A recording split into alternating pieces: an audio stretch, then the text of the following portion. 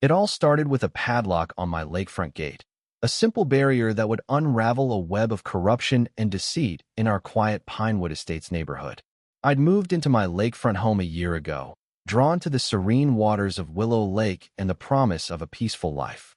But that peace shattered one sunny Tuesday afternoon when my doorbell rang, pulling me from my work-from-home routine. Through the peephole, I saw Margaret Hayes, the Pinewood Estates HOA president, standing on my porch, her arms crossed, her diamond earrings glinting as she shifted impatiently. I opened the door, forcing a smile. "Margaret, what's this about?" She didn't bother with pleasantries. "The board held an emergency meeting last night about your gate," she said, her voice sharp. "You've blocked the lake path everyone's used for decades." I was stunned. That path ran through my property. I'd checked the deed when I bought the house. "Margaret, that's my land. The county records confirm it's private," I replied, keeping my tone even. Her eyes narrowed. "The board voted. You need to give us a key to your gate. Homeowners are furious walking an extra 10 minutes to the lake." My stomach churned. I'd installed that gate after finding empty beer cans and trash strewn across my yard for weeks. "I'm sorry, but there's no easement. I spoke with my lawyer," I countered. Margaret stepped closer, her voice low. "The HOA bylaws demand community access. Last year, Tom Reynolds fought us on his deck size. He ended up with $98,000 in fines and a lien on his home. Hand over the key, and this ends." The threat hung in the air. I handed her my lawyer's card. "Talk to him," I said, closing the door as she fumed. That night, I couldn't sleep. At 11:30 p.m., my phone buzzed with a security alert. My heart raced as I saw 3 figures at my gate on the app: Margaret's sleek brunette bun, Richard Powell, the HOA treasurer, and Stephen Grant, the facilities manager. Richard held bolt cutters.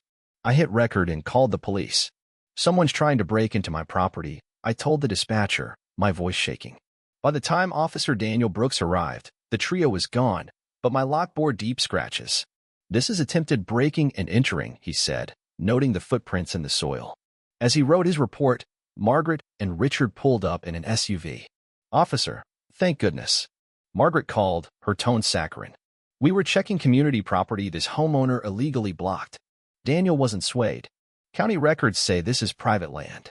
You were recorded damaging a lock. That's a crime." Margaret's smile vanished. "This is an HOA matter," she snapped. Daniel cut her off. "Bylaws don't trump state law. Consult your attorney before you try this again." The next morning, my inbox overflowed with HOA violation notices: my fence height, mailbox shade, garden edging, each with a $100 daily fine. My phone buzzed with texts from neighbors I barely knew. "Are you blocking the lake? There's an emergency meeting about your gate." On the Pinewood Estates app, Margaret had posted a photo of my gate, claiming I was destroying community value by privatizing a historic path. Comments piled up, calling me selfish. I called my lawyer, Emma Carter. "They're retaliating," I said. "Document everything," she advised. At the county clerk's office, a clerk whispered, "You're not the first.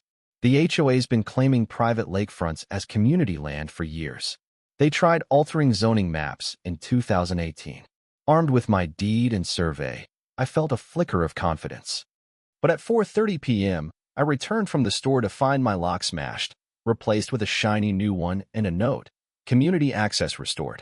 Contact HOA for key." I stood there, groceries in hand, fury rising.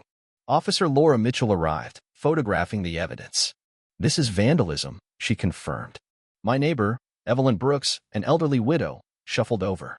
I saw them, Margaret, Richard, and their handyman using bolt cutters at noon. My bird-watching camera caught it. Her testimony and footage were gold. As Laura filed her report, Richard called me. "Drop the police report, or Margaret's husband, who golfs with your boss, will make your job hell," he hissed. I hung up, shaking with rage, and bought the toughest lock at the hardware store, adding new cameras and a private property. "Trespassers prosecuted" sign. At 6:45 p.m., cars filled the community center lot for the emergency meeting. I walked in with Emma, carrying my documents.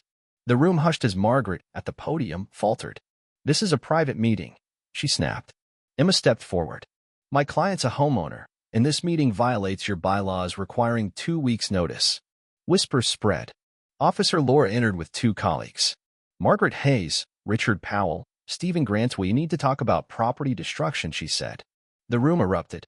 Evelyn slipped me a note. Check HOA financials. $5,000 for lake access last year, no maintenance done. My fight wasn't just about a gate anymore. The next morning, Margaret and the board blocked my driveway. Withdraw the police report, Margaret demanded. I held up my recording phone. Are you threatening me? Richard smirked. We're protecting tradition. That path's been used for 20 years. Not legally, I shot back. Margaret handed me an envelope, a $500 special assessment for security measures due to my hostility. At work, I forwarded the recording to Emma. Neighbors texted about another emergency meeting, but I wasn't notified. Evelyn called, trembling. They're voting to lien your house for $115,000 in violations, fake paperwork from 3 years back. I raced to the community center with Emma and Laura, my folder of evidence in hand. The room fell silent as we entered. Margaret's projector showed my gate, labeled hostile architecture. I spoke up. This path is private property, and I have the records to prove it. Emma added, this meeting's illegal. Laura held up my broken lock. We're investigating vandalism by board members. Neighbors gasped. A man stood. Margaret, you said the path was community-owned. Margaret stammered. There's a traditional easement. Emma cut in. No easement exists. The crowd turned. Evelyn rallied neighbors, sharing stories of HOA bullying. A quiet accountant, Nathan, approached. They charged us for lake path maintenance in your land. Where's that money? In court, Emma revealed the HOA's scam. $127,000 paid to a fake company tied to Margaret's account. Neighbors murmured as Evelyn gasped. Margaret, Richard, and Stephen faced embezzlement and fraud charges. A court-appointed administrator took over, uncovering fake vendors and kickbacks. A new board, led by Evelyn, set fair rules. Funds were recovered, and a real community lake access was built. The scandal reached the city council, exposing ties to a developer. The FBI called, probing zoning officials. My gate stayed locked, but the truth swung wide open. A thank you card from neighbors read, some closed gates, others opened doors. Thank you for the latter. It all started with a padlock on my lakefront gate, a simple barrier that would unravel a web of corruption and deceit in our quiet Pinewood Estates neighborhood.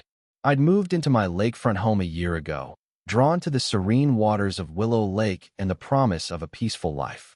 But that peace shattered one sunny Tuesday afternoon when my doorbell rang, pulling me from my work-from-home routine. Through the peephole, I saw Margaret Hayes, the Pinewood Estates HOA president, standing on my porch, her arms crossed, her diamond earrings glinting as she shifted impatiently. I opened the door, forcing a smile. Margaret, what's this about? She didn't bother with pleasantries. The board held an emergency meeting last night about your gate, she said, her voice sharp. You've blocked the lake path everyone's